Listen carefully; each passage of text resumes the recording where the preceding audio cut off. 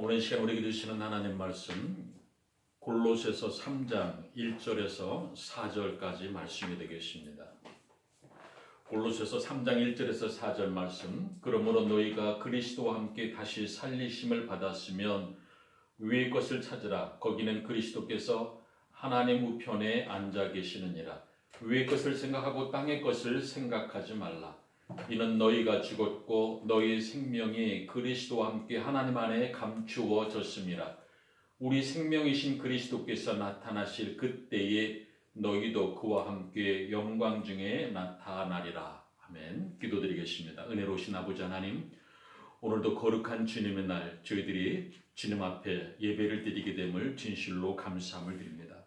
아버지 하나님, 이 시간도 주님 앞에 귀한 예물을 제목에 따라 각지 예배 초소에서 드립니다. 하나님께서 드린 예물 위에, 드린 손길 위에 있어야 될 바대로 넘치는 은혜와 복이 있게 해주시옵소서. 특별히 이 예물이 씌어지는 곳에 주의 영광이 드러나게 하시옵시고, 귀한 생명이 구원받는 역사로 또한 하나님의 놀라운 일들이 일어나는 아름다운 내용으로 씌어지는 귀한 예물로 축복해 주시옵소서.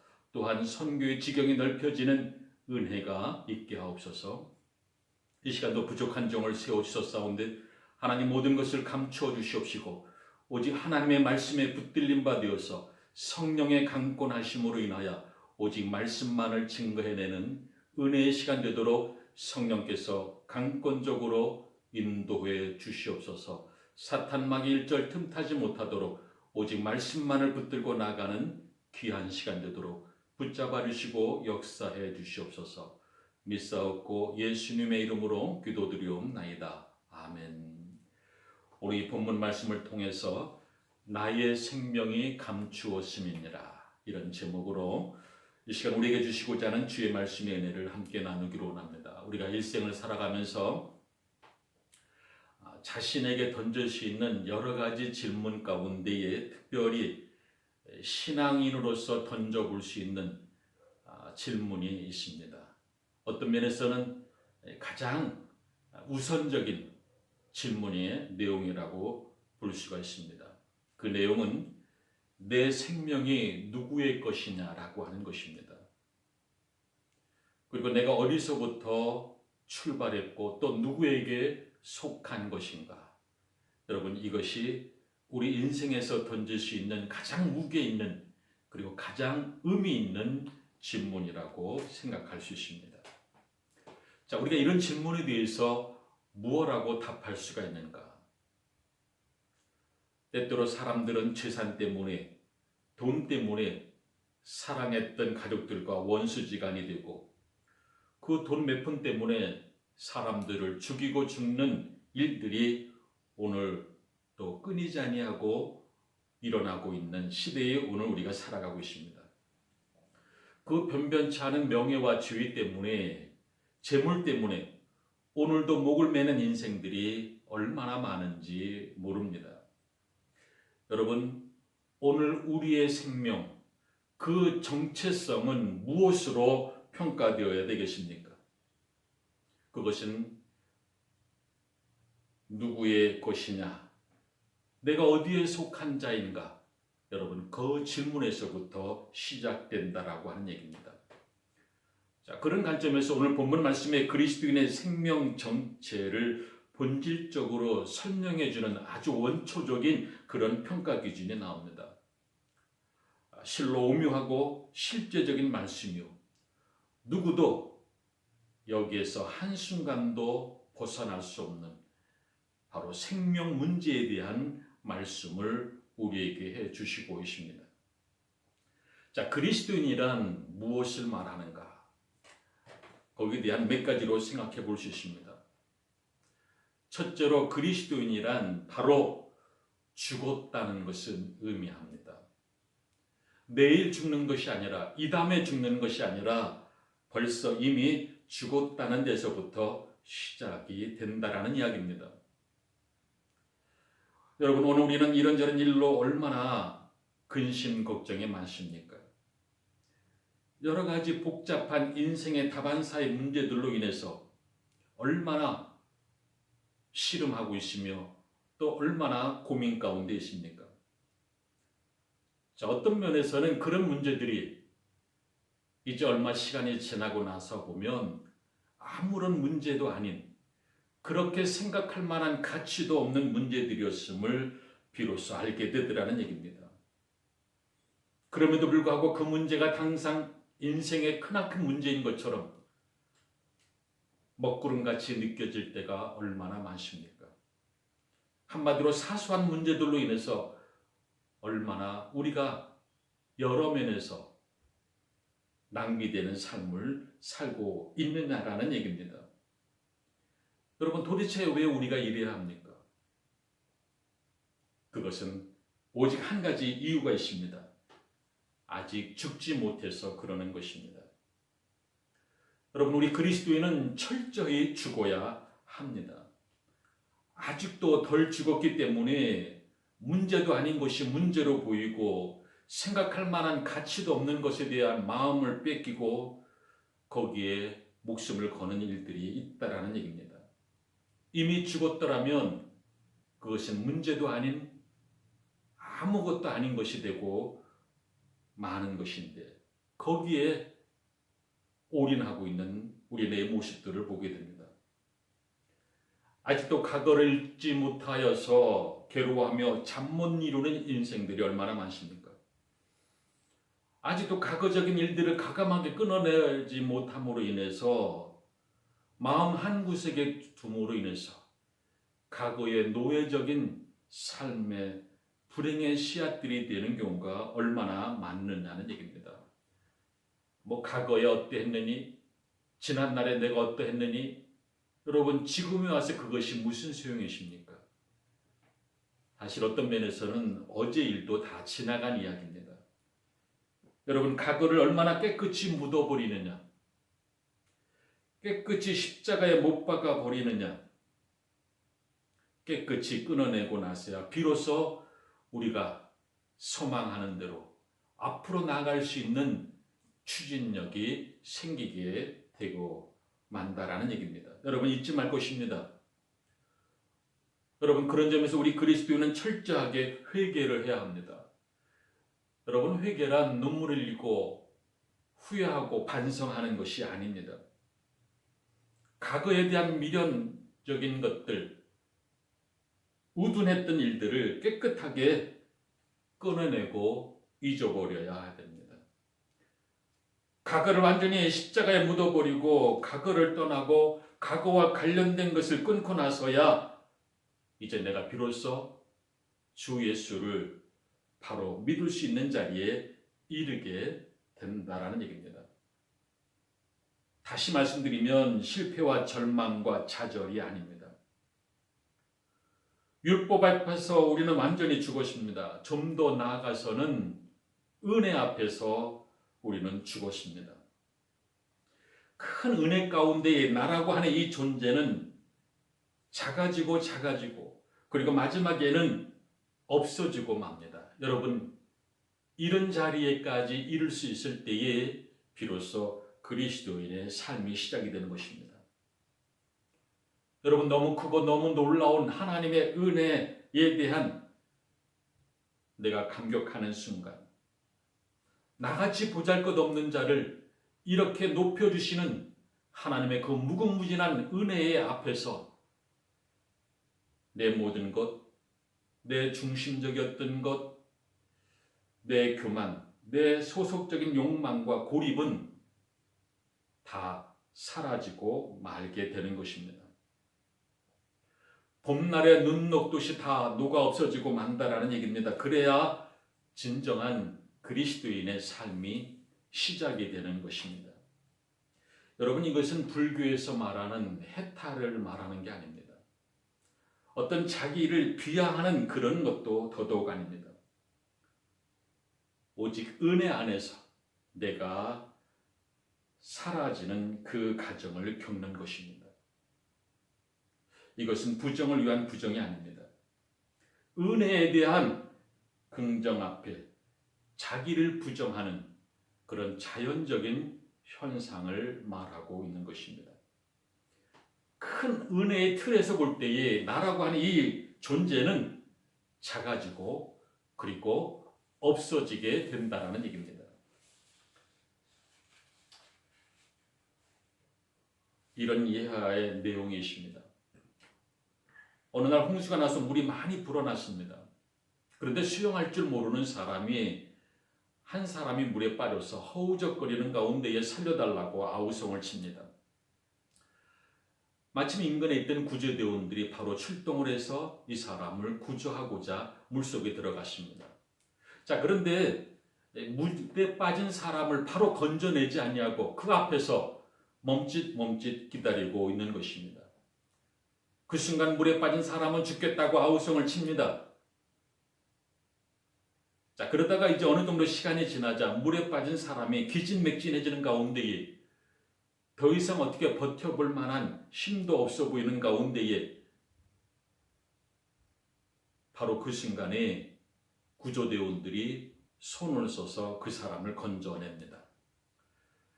자, 구경하던 사람들이 안도의 한숨을 쉬면서 이 구조대원들에게 책망을 합니다. 아니, 사람이 죽겠다고 아우성치는데 왜 당장 빨리 구하지 아니하고 멈칫멈칫 구경만 하고 있었느냐라고 따져 묻습니다. 그때 구조대원 하나가 이렇게 대답을 합니다. 저런 위기의 상황에서는 자신도 모르는 본능적인 살고자 하는 힘이 넘쳐남으로 인해서 그때 자칫 손을 잡았다가는 오히려 내 목까지 끌어안아서 구조는커녕 둘 다 죽게 되는 경우가 대반사입니다. 저 사람이 살겠다는 생각을 버리고 포기할 때에 기진맥진할 때에 이쪽의 힘에 의해서 건져낼 수가 있게 되는 것입니다. 라고 설명을 합니다. 여러분 이해되셨습니까? 이것은 매우 중요한 뜻이 담긴 이야기입니다. 간간히 물에 빠진 사람 구하겠다고 바로 뛰어들어서 둘 다 익사하게 되는 사고가 대부분 여기에 이유가 있는 것입니다. 우리가 죽을 지경까지 간 어려움의 자리에서 아직도 힘이 남아서 자신의 본능적인 힘으로 어떻게 하든지 살아보려고 발버둥 치면 칠수록 자신은 물론이요 돕겠다는 사람까지 같이 깊은 늪에 빠져들게 되고 마는 것입니다. 그럴 때에 아둥바둥할 것이 아니라 나는 아무것도 더 이상 할 수 없습니다. 나의 힘으로 나의 능으로는 더 이상 아무것도 할 수 없습니다라고 두 손 들고 나와야 합니다. 그래야 그때서야 비로소 주님께서 나의 손을 잡아주신다는 것입니다. 여러분 아직도 내가 뭘 어떻게 해보려고 내가 아직도 뭔가 할 수 있는 것처럼 착각하면 안 됩니다. 여러분 언제나 완전히 죽지 못하고 적당히 살아있는 것이 문제입니다. 그래서 남까지 끌어잡아서 죽게까지 하게 됩니다. 우리는 그리스도 앞에서 철저히 죽어야 됩니다. 은혜 앞에 죽고 율법 앞에 죽고 그 넓은 큰 사랑 안에서 완전히 죽어져야 합니다. 죽지 아니하면 나도 모르게 내가 살아서 모든 일에 간섭하려 하고 모든 일에 자기가 주관이 되어야 되고 모든 일에 자기 마음이 우선이 되어야 됩니다. 아직도 살아있기 때문입니다. 성자 마카리우스에게 어느 날 제자가 물었습니다. 선생님, 세상에 대하여 죽는다라는 말을 많이 하는데 이것이 갖고 있는 진정한 뜻이 무엇입니까? 그런 질문을 던집니다. 스승은 이 제자의 질문에 아주 실제적이고 그리고 확실한 내용으로 답을 해주고자 했습니다. 너 오늘 밤에 저 공동묘지에 가서 무덤 속에 누워있는 사람들을 보고 이렇게 외쳐봐라. 이 나쁜 놈들아, 이 위선자들아, 이 천하의 고약한 놈들, 이처럼 욕이란 욕은 다 해보고 돌아오너라. 그래 제자는 이유는 알 수 없었지만은 스승이 시키는 대로 하고 돌아왔습니다. 그를 보고 스승이 묻습니다. 어떻더냐? 제자가 보고합니다. 스승의 말대로 그런 요구는 다 했는데 아무런 반응이 없었습니다. 그래? 그럼 이번에는 내일 아침에 다시 가서 이번에는 칭찬을 해봐라. 아, 훌륭하신 분들이요. 아, 위대하신 분들이요. 이렇게 외쳐봐라. 그래, 제자는 아침이 되어서 다시 스승이 가르친 대로 무덤을 향하여서 잔뜩 칭찬의 소리를 늘어놓고 돌아왔습니다. 이번에는 어떻더냐라고 스승이 물었습니다. 역시 아무런 반응이 없었습니다. 그때에 바로 스승이 제자의 그 질문에 대한 답을 합니다. 그게 바로 죽었다라는 것이다. 여러분, 그리스도 안에 죽은 사람은 아무런 반응을 하지 않습니다. 칭찬을 들었다고 우쭐하거나 자만하지 않습니다. 그렇다고 비난을 들었다고 중상모략을 당했다고 억울함을 당했다라고 해도 반응을 하지 않습니다. 왜 그러십니까? 바로 죽었기 때문입니다. 철저히 죽었기에 말할 필요가 없었습니다. 여러분이 빌라도 법정에 서신 예수님을 생각해 볼 수 있기를 바랍니다. 그 엉터리 같은 재판 속에 저들의 사형 언도를 받고도 주님은 단 한마디도 거기에 대해서 말씀하지 않았습니다. 옳으니 그러니 어떻다느니 한 말씀도 하지 않았습니다. 바로 세상에 대해서 이미 죽었기 때문입니다. 깨끗하게 죽었기 때문에 아무런 말에도 상관치 않을 수가 있게 된 것입니다.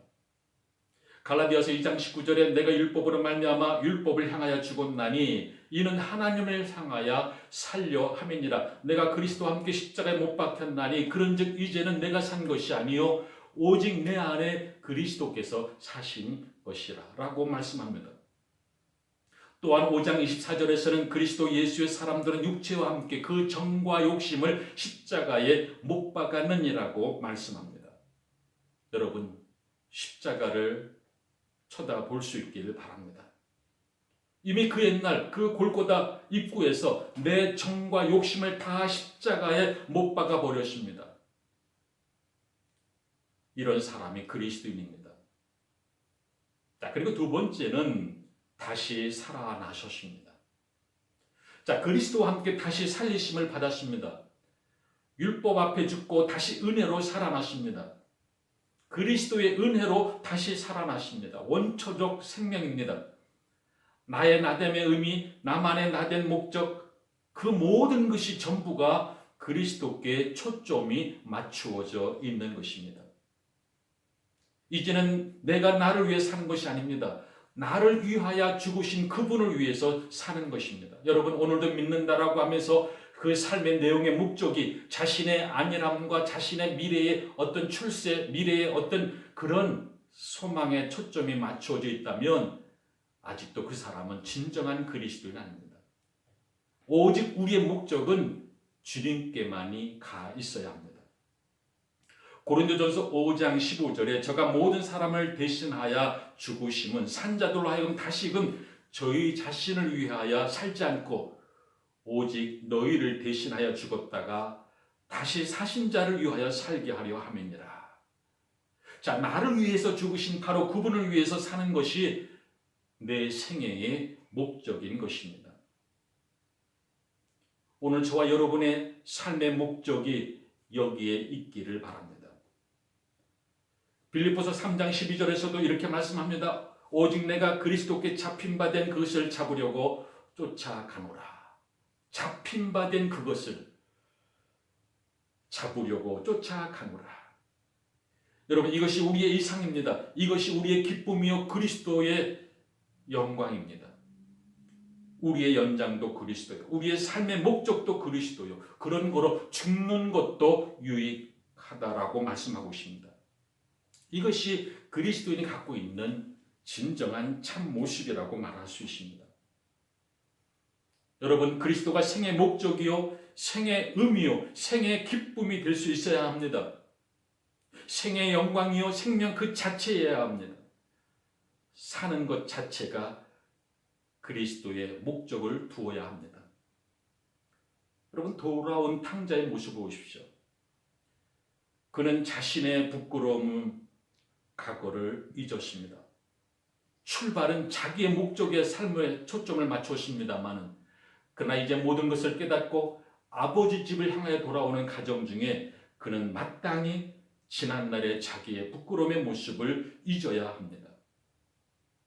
그러지 아니하고 아버지께서 받아주셨음에도 불구하고 스스로가 나는 과거의 탕자였는데 나는 아버지의 재산을 창교와 함께 다 날려버린 불효자인데 허구한 날 그런 신세 타령만 하고 있었다면 살아서 돌아온 아들이 아니라 영원한 탕자가 되고 마는 것입니다.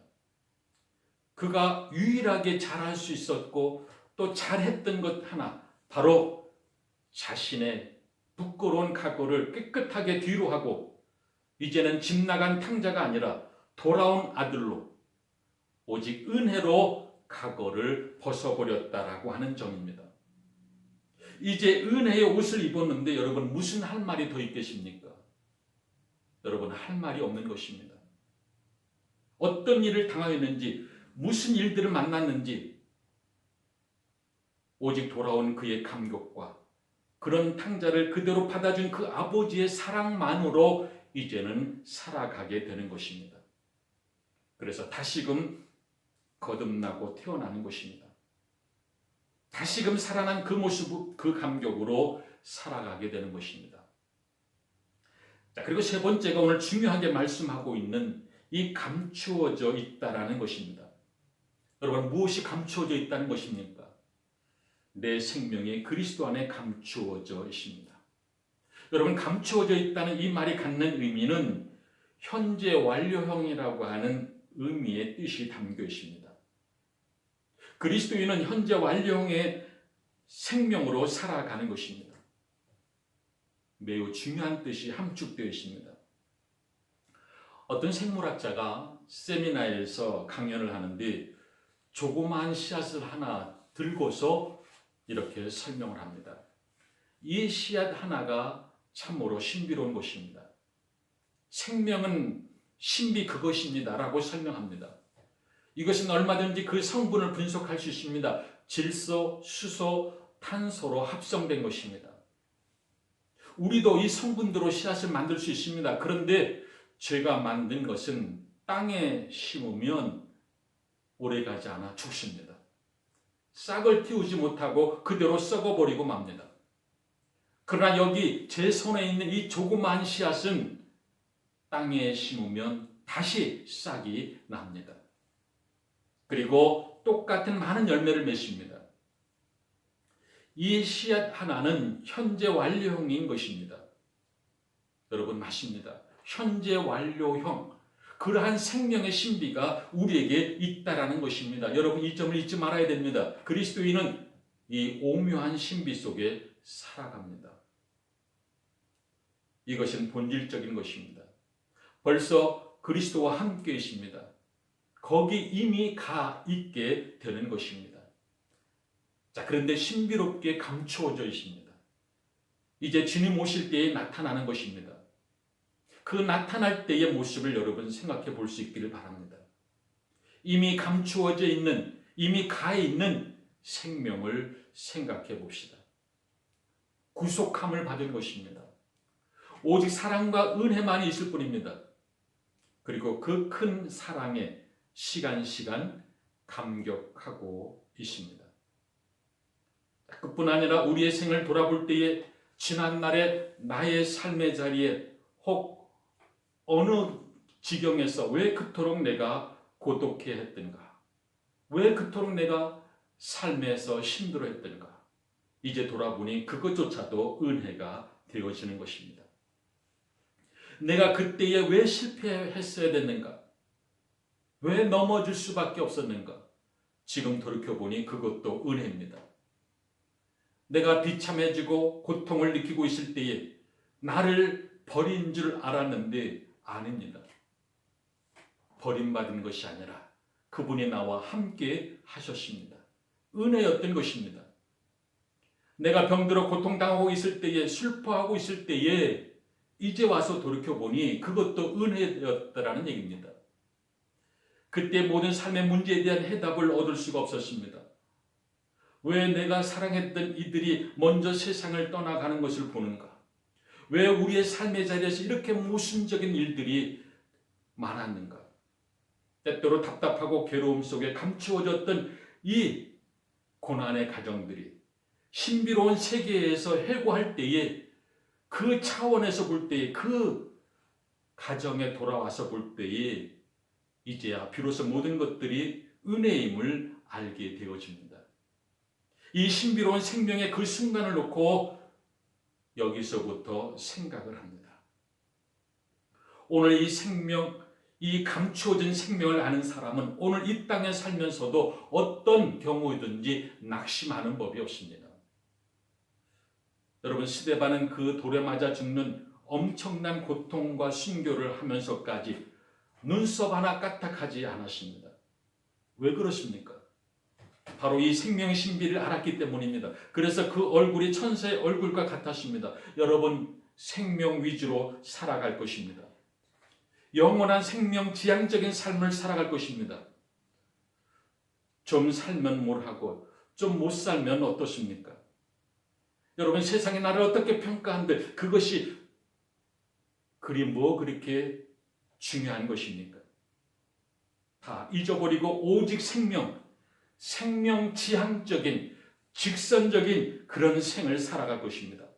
오늘 본문 말씀에 그리스도와 함께라는 말이 무려 3번이나 나옵니다. 여기에 참 그리스도의 모습이십니다.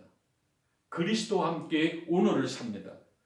이제 말씀을 맺습니다. 그러므로 그는 위를 생각하고 위의 것을 바라봅니다. 과거 지향적인 것이 아니라 현재 완료형의 생을 삽니다. 위의 것을 생각하면서 오늘을 삽니다. 현재를 삽니다. 감추어진 현재 완료형의 신비로운 생명을 거듭 오늘 확인하면서 살아가게 되는 것입니다. 그는 결코 실패하거나 넘어지지 않을 것입니다. 우리 자신이 감추어진 생명의 신비로움의 존재임을 넉넉히 아는 가운데 이제 싸워 이겨내는 가운데에 그런 복된 생을 살아갈 것입니다. 오늘 이런 믿음이 저와 여러분에게 있어지기를 주의 이름으로 간절히 축원드립니다. 기도드리겠습니다. 은혜로우신 아버지 하나님, 우리의 생명이 감추어져 있는 놀라운 존재임을 다시 한번 깨닫게 하시니 감사합니다. 날마다 이 믿음으로 살아가기에 부족함이 없는 귀한 삶의 은혜가 되도록 주님, 저희들의 삶의 자리에 오셔서 모든 것을 다스려 주시고 인도해 주시옵소서. 예수님의 이름으로 기도드리옵나이다. 아멘. 이제는 우리 예수 그리스도의 은혜와 하나님의 무한하신 사랑하심과 성령님의 감동하심의 은혜가 너희 속에 감추어진 생명이 있음이니라고 하는 이 말씀을 듣고 깨달은 이 마음과 이 정성과 이 믿음을 가지고 이제 세상을 향해 나가는 하나님의 자녀들, 권석들 머리 위에 우리 꼴만 나눔 한인교회 위에 이제로부터 영원토록 함께 하시기를 간절히 축원하옵나이다. 아멘.